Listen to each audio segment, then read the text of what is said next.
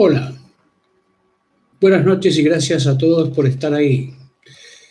Estamos ofreciéndoles hoy el penúltimo capítulo de Un manuscrito secreto, llegando a las partes finales, las más emocionantes.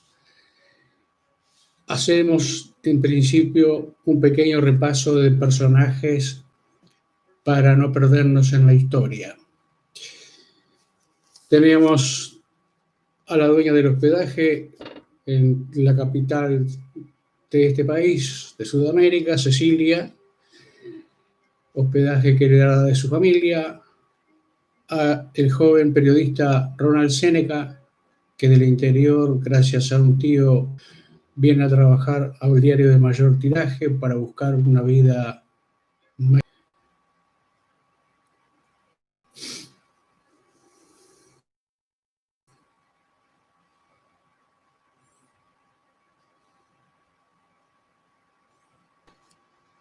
Este es el penúltimo capítulo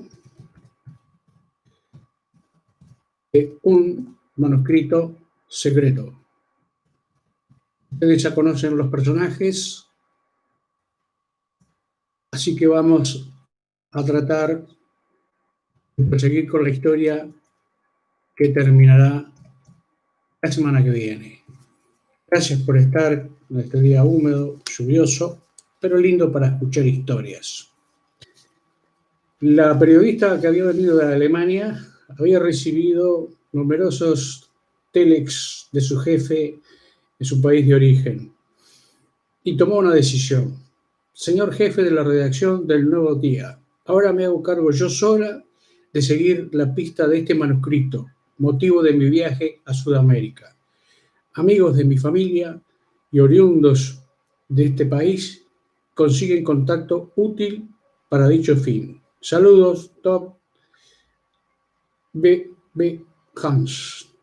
Respuesta a su telex. No haga eso. Suma imprudencia en su decisión. Hay un peligro oculto detrás de ese manuscrito. Regrese o repórtese a la brevedad. Director jefe de la redacción, Nuevo Día, Alemania.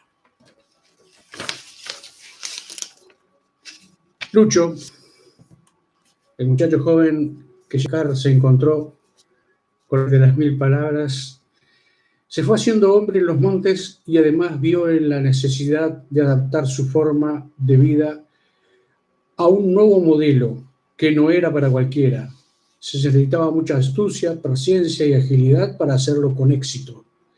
Conocer senderos que llevaban a la orilla del arroyo, que le dieran buena pesca. Los que conducían a las grutas sin que se podía pernoctar, refugiándose del frío y de la lluvia, e identificar ruidos salvajes para no ser sorprendidos y estar atento a las personas que pudieran pasar por los lugares que él circulaba y evitarlos para no ser descubierto. Sin embargo, una de las principales tareas para manejar la mente, especialmente en los días tristes o de soledad, era poder dominarla en la espera. Todo en aras de su misión, de la que tanto le hablara el hombre de las 1000 palabras. Se adaptó tanto a la geografía del lugar con su caminar itinerante que un buen día, sin proponérselo, dejó de llevar la cuenta del mes o año en que vivía. Muy preocupado cuando se dio cuenta del hecho, trató en sus horas de descanso de hacer esfuerzos supremos para recordar cuánto tiempo llevaba en los montes, mas no pudo. Ya está, se dijo, no preciso medir más el tiempo. Vendrán las indicaciones para mí cuando sea necesario, y así quedó convenido desde el principio. En efecto, el tiempo pasó y fue mayor de lo que él supo calcular. Se lograron los días, los meses, años, pero igual se sentía protegido. El hombre de las 1000 palabras había sido claro en su último mensaje. Usted junte todo lo que sea útil para la gran marcha final. Reúna todos los elementos que crea conveniente y en el momento oportuno le avisaremos para la entrada triunfal que planificamos hacer en la capital. Recuerde que sus conocimientos de minería serán de vital importancia. Tenga mucha paciencia y sea prudente. Y vaya que tuvo que ser prudente para encontrar su escondite, para no salir a la población más cercana y empezar a preguntar por el hombre que tanto le había cambiado la vida, el mismo que dejó de ver sin saber por qué. Explicación razonable alguna no hubo y el hecho ya estaba producido hace mucho tiempo. Tuvo que sacar paciencia de donde no había para seguir viviendo y cumplir con la promesa de ayudar en la gran marcha que daría paso a un nuevo mundo. Caminó, cruzando varias veces el gran río que dividía el país en dos mitades. Regresaba al norte, cerca de donde había trabajado en las minas con su padre. Observaba de lejos y con nostalgia, soportando las tentaciones de ir a saludar a todos los obreros que conocía allí. Después bajaba al sur, donde se perdía fácilmente por ser territorio extraño para él. Repitió el largo peregrinar hasta que un buen día, para mejorar el control de la mente, empezó a escribir. Tenía una buena reserva de papel que recogió en una escuela abandonada en la que estuvo durmiendo varias semanas. Habría sido un acopio pensado más que nada para encender los fuegos necesarios para cocinar. Lo guardaba en la mochila, enrollados en forma muy prolija, y escribiría para pasar mejor la espera, el momento de realizar la gran tarea que lo aguardaba. Para ello, también rezaba, imploraba diariamente, de manera de llegar lúcido y sano cuando fuera el momento de realizarla. Luego también se dio cuenta que escribía por si fracasaba en su marcha. Entonces, la esperanza era que alguien recogiera la vieja mochila y los elementos necesarios para realizar la misión en la que él estaba embarcado se hiciera de todas maneras. Por ello guardaba celosamente los rollos con los escritos, así como las pertenencias restantes, a saber, un juego de ropa sin usar, preparado para el día final, mapas de las calles de la capital y varias direcciones de periodistas que serían de suma importancia en los días finales de la travesía. Su gorra de trabajador, la que le daría seguridad para pasar inadvertido entre la muchedumbre. Rezar, cuánto hacía que había abandonado dicha práctica de la adolescencia y ahora qué inmenso valor le daba para poder sobrevivir.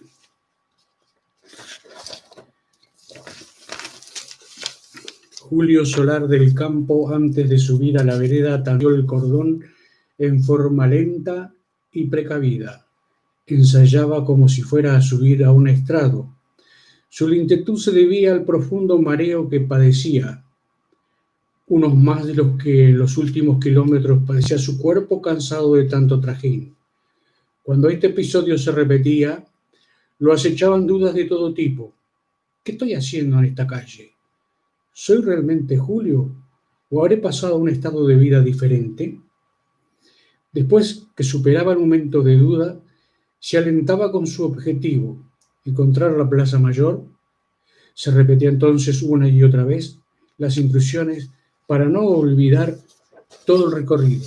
No quería pasarse y lo confundía la cantidad de plazas que la ciudad tenía.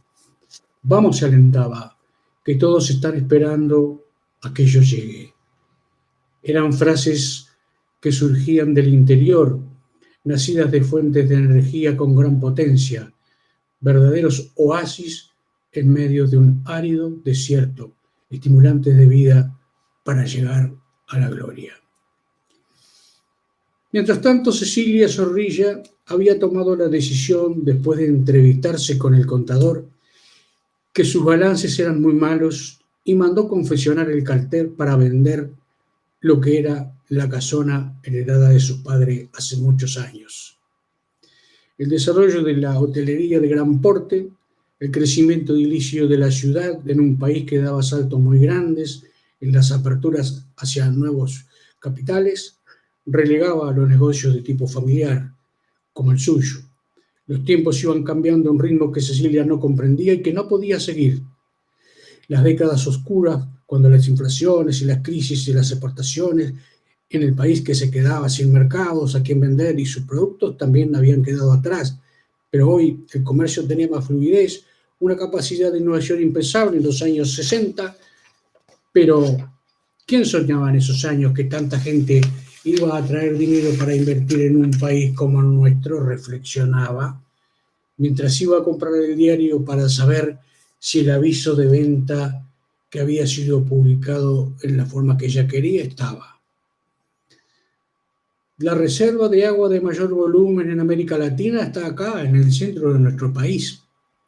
Se triplica la cantidad de turistas que visitan nuestras playas. Jóvenes de nuevos centros de enseñanza diseñan programas informáticos para uno de los bancos más importantes de Europa. Cuando Cecilia leyó los titulares, suspiró, tan profundo que una señora se dio vuelta para mirarla. ¿Precisa algo?, le dijo al pasar. No, hojeaba el diario nomás. Parece que soy extranjera en mi propio país. Sin entender mucho, la doña siguió su camino mientras Cecilia entraba a la casona con ganas de rezogar al primer huésped que se le cruzara en el camino. No imaginó que iba a tomar esta decisión para el negocio que heredara de sus padres.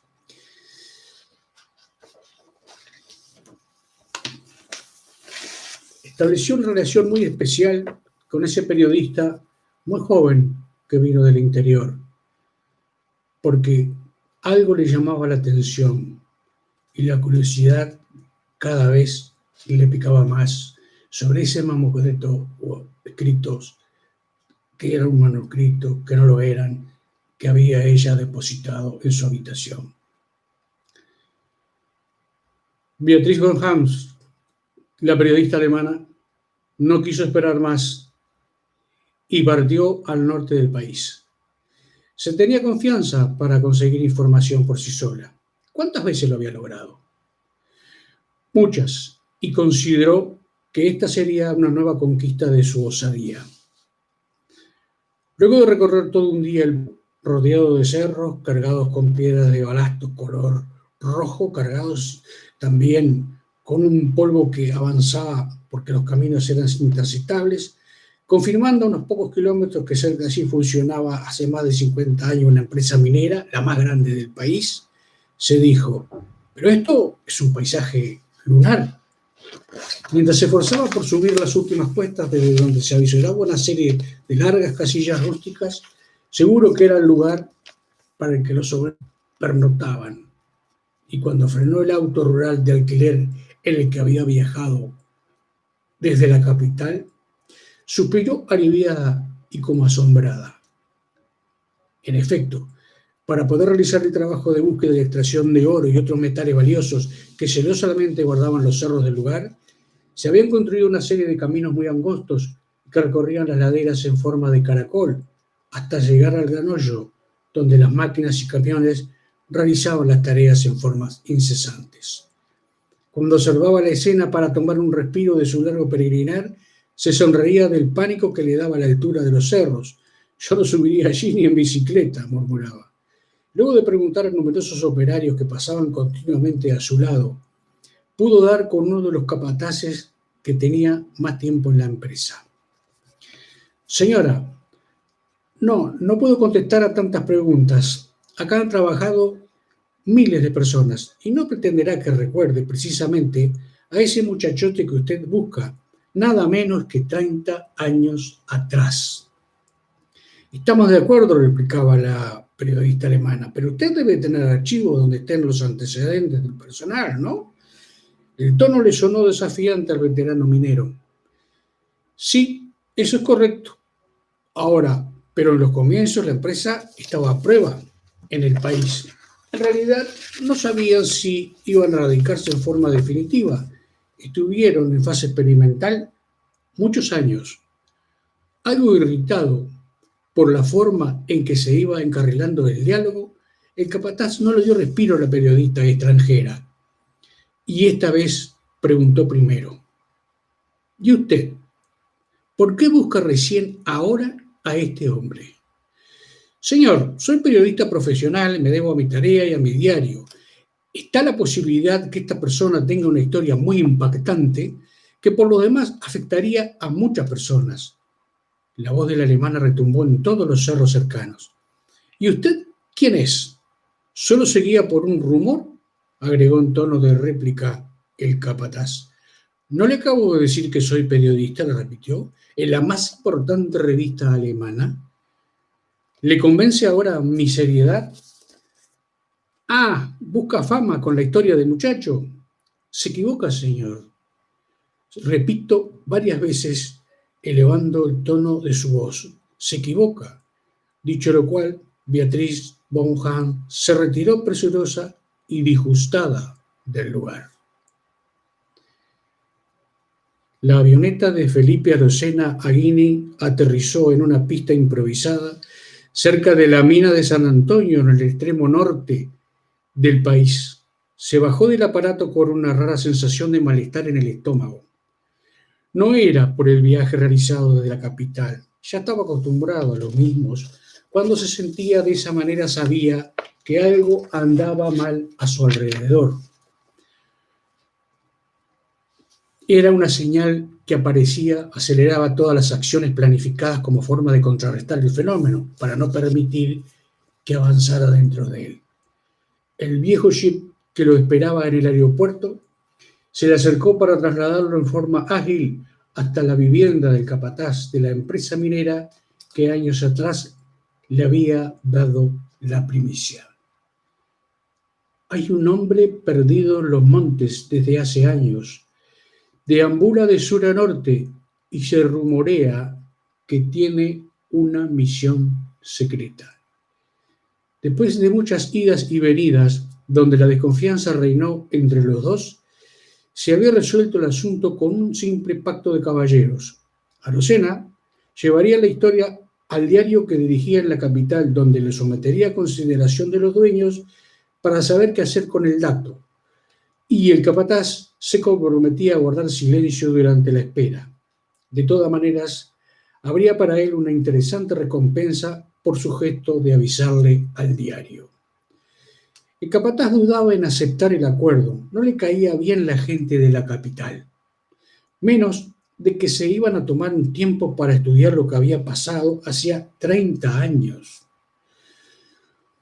Le dijeron que buscarían algún acontecimiento importante en los agitados años de la década del 60 para saber si alguna situación de ese momento ameritaba que alguien hubiera elegido refugiarse en los montes por tanto tiempo. Habían sido épocas de muchas confusiones, enfrentamientos y pasajes de extranjeros por el país. Tenemos que recurrir a nuestros archivos para saber si lo que usted dice tiene sentido. Al capataz Rosendo Paredes, que había conquistado la confianza en la empresa minera con su conducta y trabajo leal, no le gustaba tanto estudio y análisis. ¿Es que no les alcanza con lo que les digo?, preguntaba muy enojado. No, el diario tiene una política estricta sobre estos casos. Verificar las fuentes era primordial. Los asesores históricos que poseían eran numerosos, además de archivos con larga data que contienen hechos registrados por sus numerosos corresponsales con años de trabajo para la empresa. Verdaderas memorias vivientes, y eran consultados cuando las características del informe así lo meritaban. Se desechaban muchos que tenían poco asidero en la realidad, pero a veces sucedía que dormían en los escritorios y bueno, yo estoy reflotando uno de estos datos. Los rumores que este capataz había hecho llegar en varias oportunidades estaban en esta situación, y eso que el hombre le había despachado material escrito en abundancia.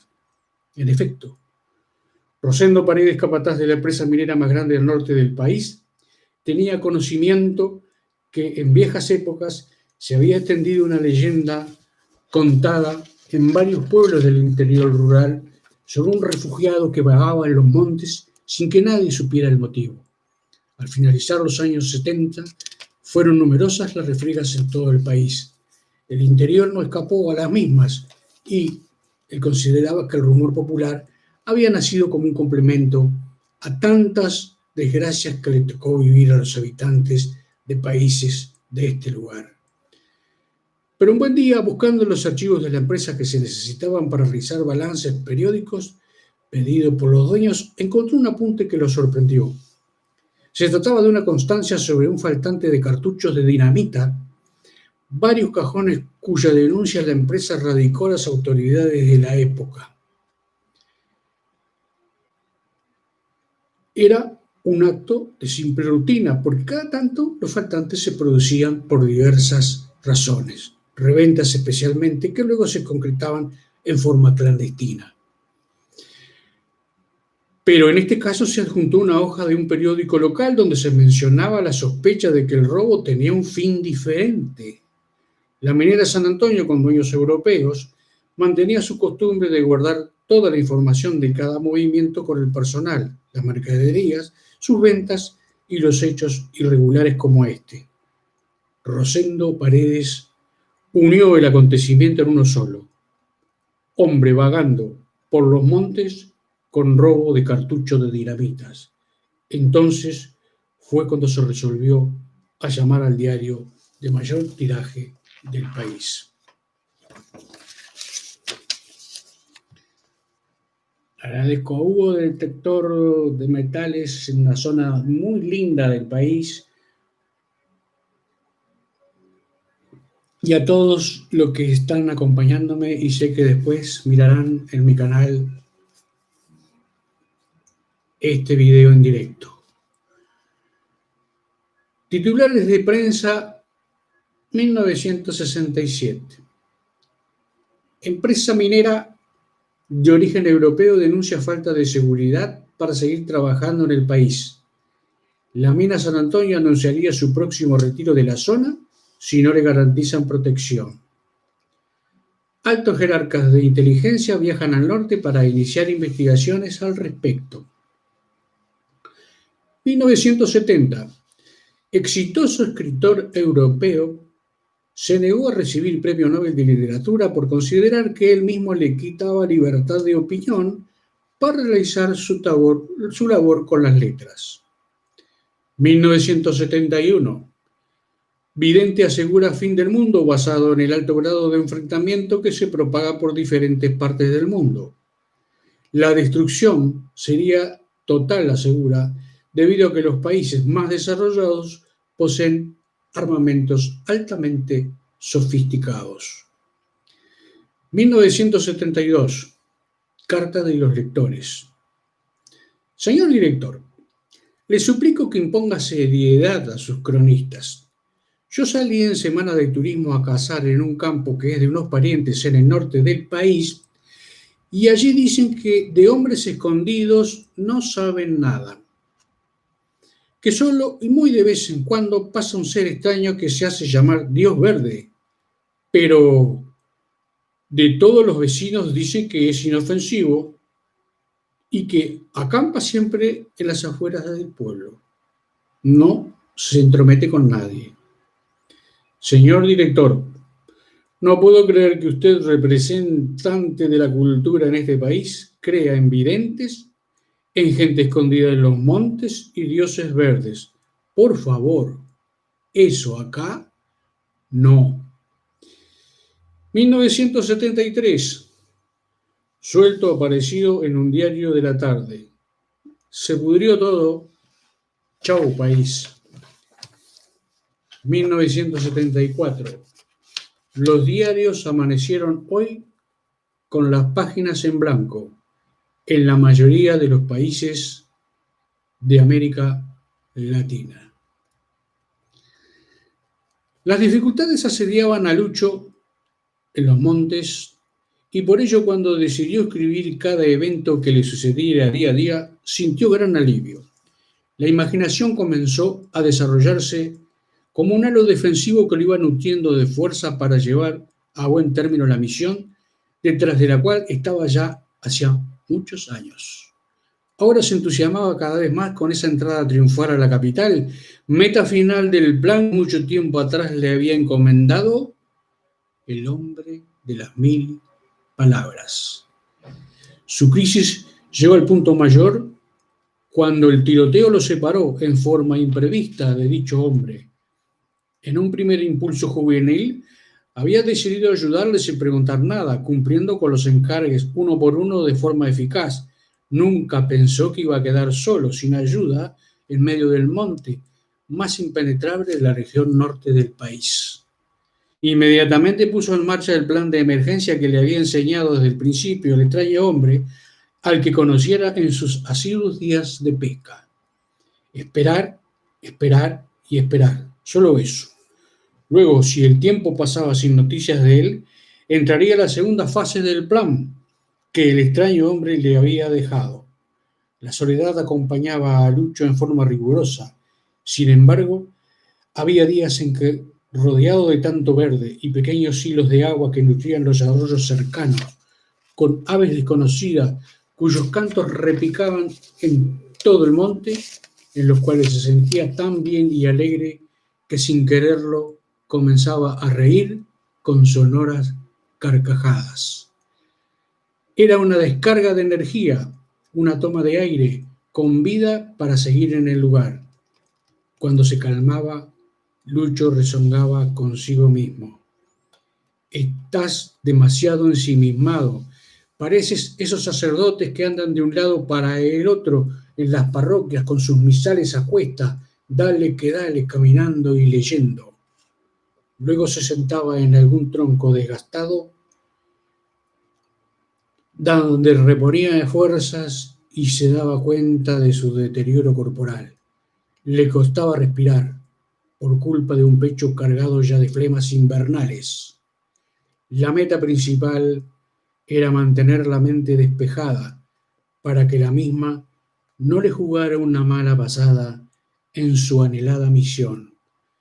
Decidí entonces cambiar de ruta una vez más, improvisar un nuevo recorrido para cortar los plazos de espera, remover las esperanzas de que pronto, muy pronto, debería entrar en acción.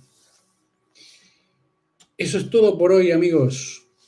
En la próxima semana, el último, final y apertura del capítulo que nos develará si un manuscrito secreto fue solo una fantasía o fue una historia real que pasó por estos lugares del sur de la América que bordea el Océano Atlántico y el Río de la Plata.